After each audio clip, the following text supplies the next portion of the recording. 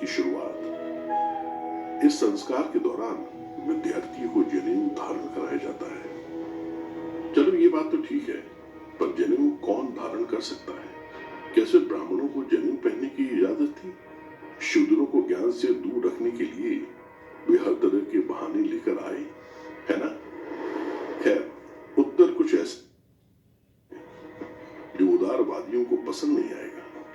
जनेऊ सभी वर्णों द्वारा धारण किया जाता था, क्योंकि सनातन धर्म में ब्राह्मण की अवधारणा जन्म पर नहीं बल्कि हमारे कर्मों पर आधारित है। कई हिंदू धर्म ग्रंथ इस अवधारणा पर प्रकाश डालते हैं।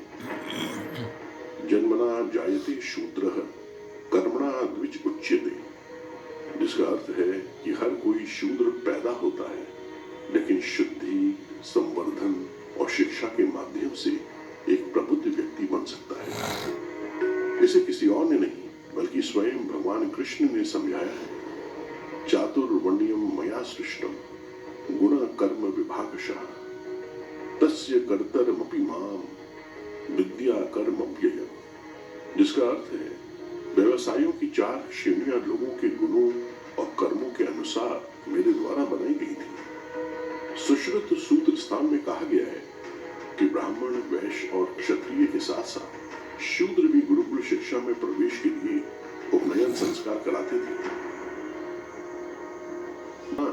भारतीय शिक्षा के इतिहासकार धर्मपाल के रिकॉर्ड के अनुसार गुरुकुलों में अधिकांश छात्र शूद्र थे, और इस तथ्य की पुष्टि तथाकथित फैक्ट चेकर्स ब्रिटिश रिकॉर्ड से कर सकते हैं। इसमें भी रोचक और एक बात यह है कि कई विषयों में शूद्र छात्र ब्राह्मणों से भी बेहतर करते थे।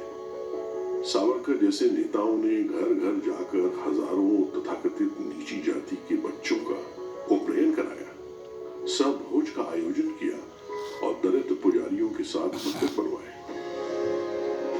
और यहाँ उन लिबरल्स के लिए एक और जानकारी है, जो ब्राह्मणिकल पैट्रियार्की की थ्योरी लेकर आए थे।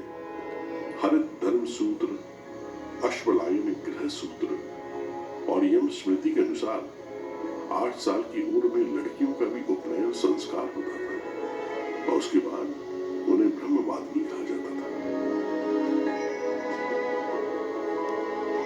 फिर भी प्रश्न ये है कि जनेऊ में ऐसा क्या था जिस कारण लोगों ने इसकी रक्षा के लिए अपने प्राण तक दे दिए।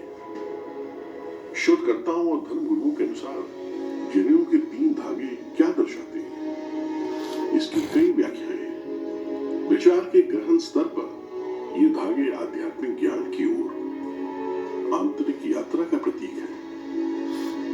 हमारे भीतर जीवन की नदियों की तरह ऊर्जा प्रवाहित होती है।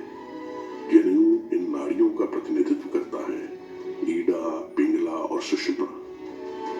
योग और अन्य माध्यमों से हम नाड़ियों की शुद्धि करते हैं, जिससे हमारी जीवन शक्ति या प्राण स्वतंत्र रूप से प्रवाहित हो पाती है। और जब ये जीवन शक्ति सुषुम्ना के माध्यम से बहती है, तो हम भौतिक दुनिया की सीमाओं को पार कर शाश्वत शांति, आनंद, ज्ञान की स्थिति और मोक्ष का अनुभव करते हैं। लेकिन ब्रह्म की खोज से परे जनेऊ का गहरा सामाजिक महत्व भी है।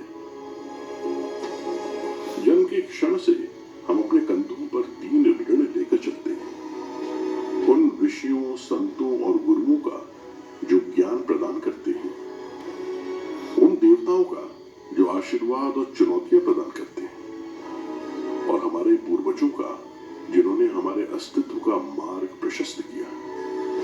जनेऊ के 3 धागे इन ऋणों की निरंतर याद दिलाते हैं। इसीलिए जब प्रत्येक हिंदू पवित्र उपनयन संस्कार कराता था, गुरुकुल में शिक्षा प्राप्त करके ब्रह्म ज्ञान को ग्रहण करता था, तो उससे सनातन धर्म के विस्तार का मार्ग प्रशस्त होता था। हिंदू परंपराओं के प्रति इस श्रद्धा और सत्य की खोज ने न केवल इस्लामी आक्रमणकारियों के लिए बल्कि भारत में क्रिश्चियनिटी की शिक्षाओं को फैलाने का प्रयास करने वाले ईसाई मिशनरियों के लिए भी खतरा पैदा कर दिया, और हिंदुओं पर नियंत्रण खो देने का डर ही था जिसने इस्लामी आक्रमणकारियों और ब्रिटिश कॉलोनियल पावर्स दोनों को ब्राह्मणों और जनेऊ पहनने वालों पर अत्याचार करने के लिए प्रेरित बाद जब कोई सनातन धर्म पर एक्सक्लूसिविस्ट या पैट्रियार्कल का लेबल लगाए तो इसके पीछे के कारण को याद रखें। शायद इस ज्ञान को साझा करके हम गलतफहमियों के बोझ को कम करने में मदद कर सकते हैं और अपने ऊपर से कुछ सामूहिक ऋण उतार सकते हैं।